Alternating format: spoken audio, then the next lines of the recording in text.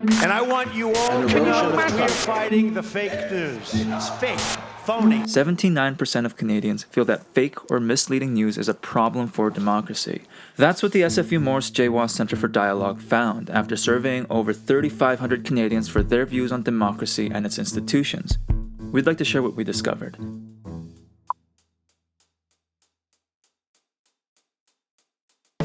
According to our survey, Canadians see the internet as a double-edged sword for democracy.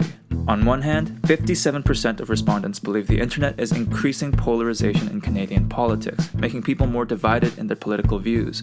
On top of that, 71% believe the internet increases the risk of foreign powers interfering in our elections and the risk of politicians manipulating citizens. That being said, a majority of Canadians also believe that having access to the internet makes people more willing to engage in political debates and makes it easier for regular Canadians to have a meaningful voice in politics. With all that in mind, Canadians are somewhat favorable towards government action on this matter.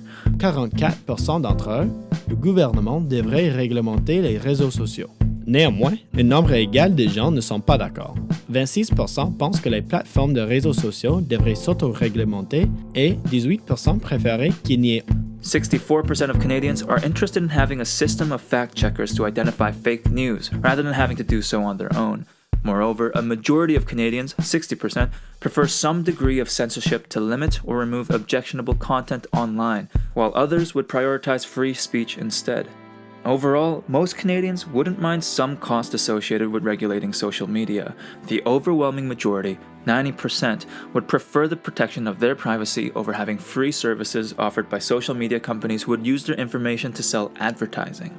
There is certainly a desire amongst Canadians to find ways to deal with harmful or hateful content online.